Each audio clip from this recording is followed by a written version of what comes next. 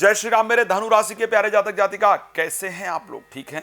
हम बात करेंगे आपके लिए अक्टूबर 2024 की। मैं जानता हूं कि आप लोग बेसब्री से इंतजार कर रहे हैं कि आचार्य जी ने अक्टूबर के बारे में तो बताया ही नहीं क्या होने वाला है। खैर, आपके राशि स्वामी वक्री भी हो रहे हैं इस महीने, तो कुछ खास आपके साथ होने वाला है अक्टूबर में, इसमें कोई दो राय नहीं है। लेकिन एक सूचना पहले देता हूँ, फिर आपके बारे में बताता हूँ। सूचना क्या है कि यदि आप किसी प्रकार का कोई भागवत, राम कथा या शिशु महापुराण कथा इत्यादि कराना चाहते हैं या चाहती हैं, और आप चाहते हैं कि वो आचार्य राज मिश्रा के द्वारा हो, संगीत में हो, लोग उसका आनंद प्राप्त करें और हमारे जीवन के दोष दूर हों, हम जीवन में आगे बढ़ें, तो आप उसके लिए मेरे साथ संपर्क कर सकते हैं, कर सकती हैं।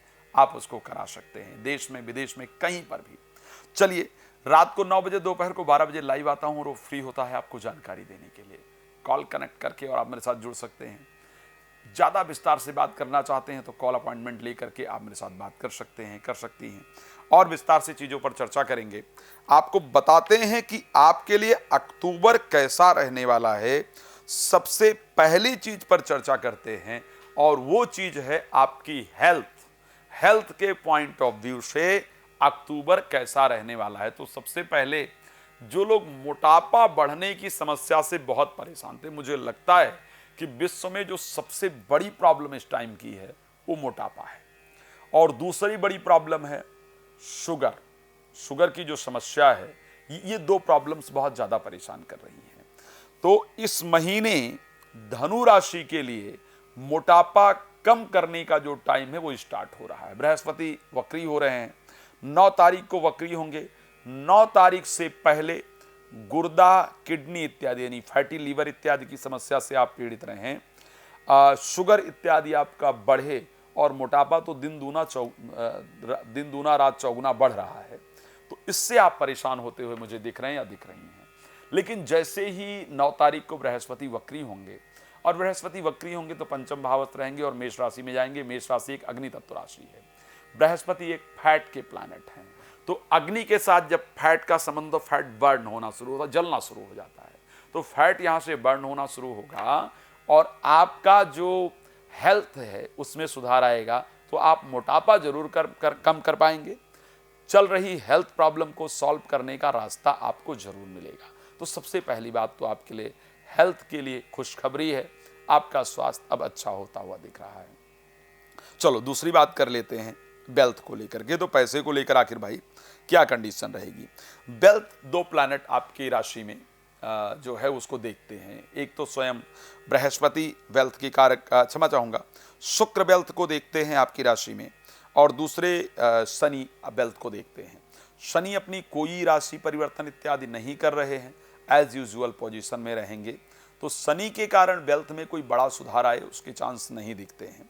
यानी जो इन्वेस्टमेंट वगैरह के पहले प्लान चल रहे हैं वही चलेंगे और उसी पर काम करने की आवश्यकता भी है। लेकिन पैसा आने का रास्ता अगर देखा जाए, वो इस महीने मुझे शानदार दिख रहा है और खुलता हुआ दिख रहा है। उसका रीजन है कि शुक्र जो है 12 तारीख तक आपके 11th हाउस में गोचर करेंगे।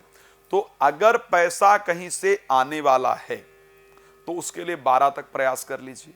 12 तक पैसा आएगा जरूर, इसमें कोई दो राय नहीं है।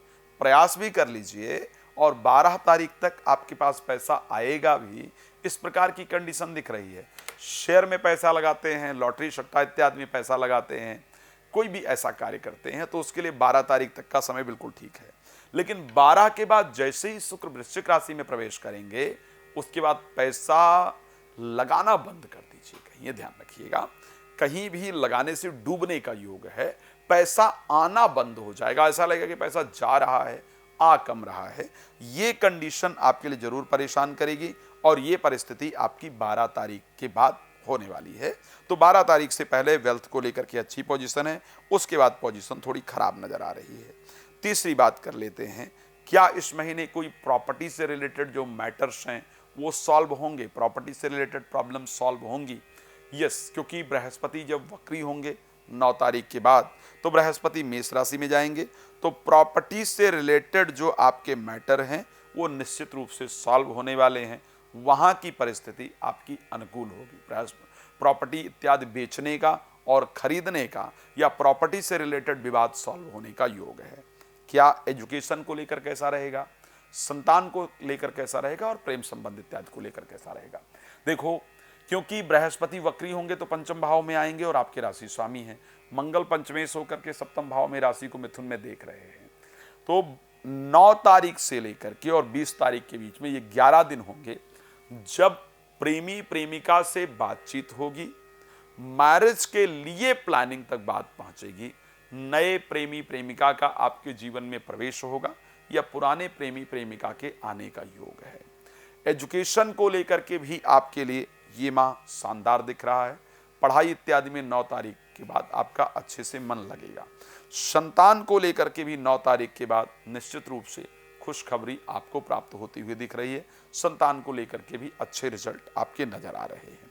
हाँ, जीवन साथी के जीवन में थोड़ा क्रोध इत्यादि होगा जिससे परेशानी रहेगी। 20 तारीख के बाद ना तो प्रेम को लेकर कंडीशन अच्छी है, ना संतान को लेकर अच्छी है और ना ही एजुकेशन को लेकर के अच्छी है।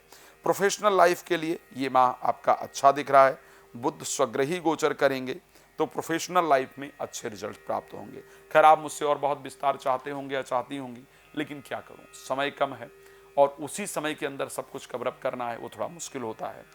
रात को 9 बजे, दोपहर को 12 बजे से लिए लाइव आता हूं। आप मेरे साथ लाइव जुड़ सकते हैं, बात कर सकते हैं फ्री में। अगर आप कॉल अपॉइंटमेंट लेकर विस्तार से बात करना चाहते हैं तो आप कॉल अपॉइंटमेंट लेकर बहुत तरीके से बात कर सकते हैं, अपनी सारी प्रॉब्लम्स को समझ सकते हैं, उसका जानकारी प्राप्त कर सकते हैं। और अगर रामकथा, भागवत कथा इत्यादि कराना चाहते हैं तो आप करा सकते हैं। चलिए, भगवान आपके जीवन को सुखमय रखें, इसी शुभकामना के साथ जय श्री राम। बहुत धन्यवाद।